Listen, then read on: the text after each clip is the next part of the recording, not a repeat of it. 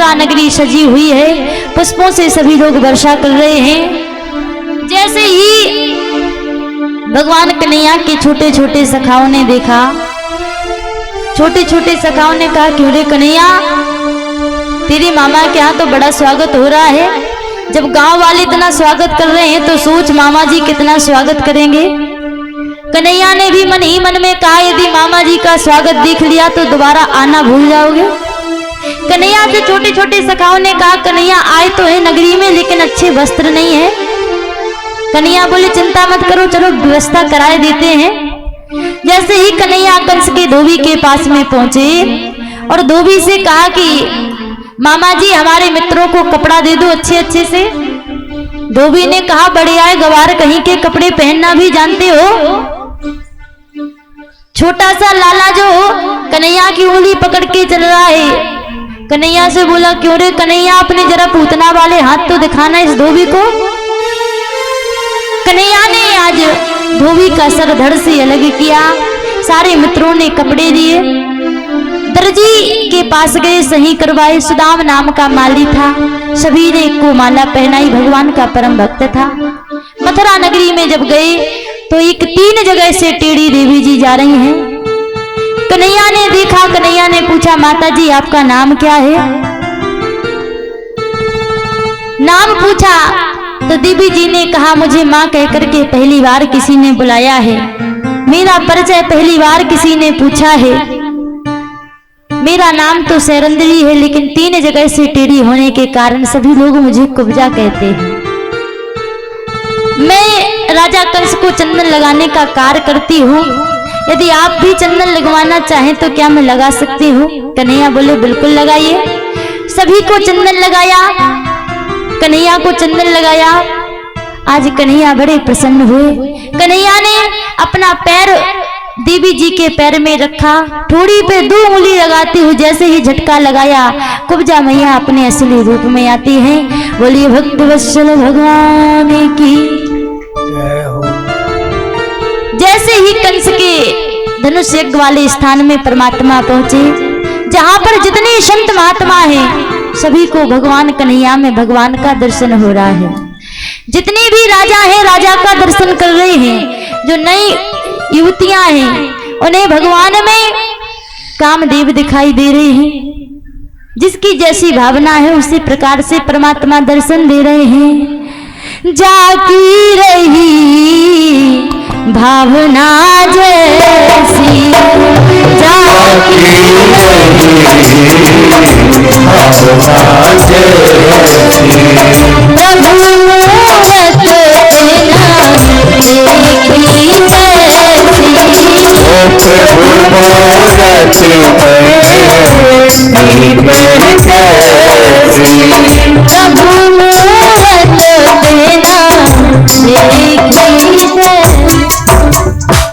की रही भावना जैसी, प्रभु मूरत तिन देखी तैसी।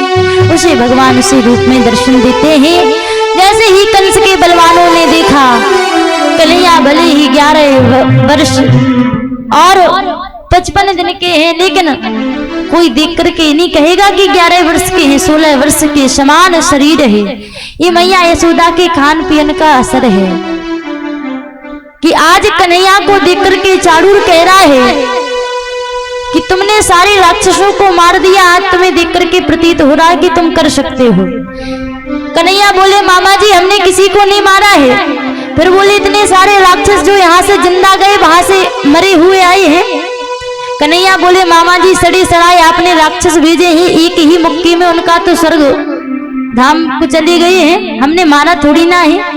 चाड़ूर ने कहा, अच्छा ना बालो ना किशोरत्वम बलश्वल नाम वरह लीलो भयो हतोए सहस्त्र दुःखशत्व बह। ना बालो ना किशोरत्व, तुमसे युद्ध करेंगे क्योंकि बाल रूप में भी नहीं हो, बड़े दिखाई देते हो, किशोर हो, युद्ध हो सकता है। एक एक करके जैसे ही कंस के जितने भी बलवान हैं आ रहे हैं, मुष्टिक को बलराम जी महाराज ने और चाड़ूल को भगवान कन्हैया ने 7 बार घुमाया, नीचे पटका गोविंदाय नमो नमः। और भी जितने आतताई हैं सभी को एक एक करके भगवान ने मार गिराया। अब नंबर किसका आया? मामा जी का। और जब मामा जी का नंबर आया तो भगवान कन्हैया ने ऐसी छलांग लगाई कि कंस का मुकुट ऊपर से सीधे चरणों में गिर गया। मानो मुकुट भी बता रहा है कि अभी तक खूब पाप किए हैं लेकिन अभी भी उद्धार नहीं हुआ है, उद्धार करने वाले आ गए हैं, इसलिए चरणों में गिर गया मुकुट। कन्हैया कह रहे हैं मामा जी हमारे रूप का दर्शन कर लो, तरन तारण हो जाएगा। कन्हैया ने कंस के केसों को पकड़ा और घसीटते हुए ला रहे हैं। कंस कह रहा है अरे मामा जी। कंस बोले भैया छोड़ दे। अरे कन्हैया छोड़ दे, दर्द हो रहा है। कन्हैया बोले मामा जी जिसको पकड़ लेते हैं उसको जीवन भर नहीं छोड़ते हैं। और आज पता चला कि जब बालों को पकड़ो तो कितना दर्द होता है। एक समय ऐसा था कि आप मेरी माता जी को भी इसी प्रकार घसीट रहे थे और मेरी माँ भी कह रही थी कि भैया छोड़ दो, दर्द हो रहा है, लेकिन आपने उस दर्द को समझा नहीं। लेकिन आज जब आपको दर्द हुआ है तो आपको उस दर्द का एहसास हुआ है। भगवान कन्हैया ने, सुखदेव जी महाराज कहते हैं राजा पारीक्षित, आज भगवान कन्हैया ने पापाचारी, दुराचारी, अनाचारी, भ्रष्टाचारी कंस को मार गिराया। बोली भक्त वत्सल भगवान की जय हो। जैसे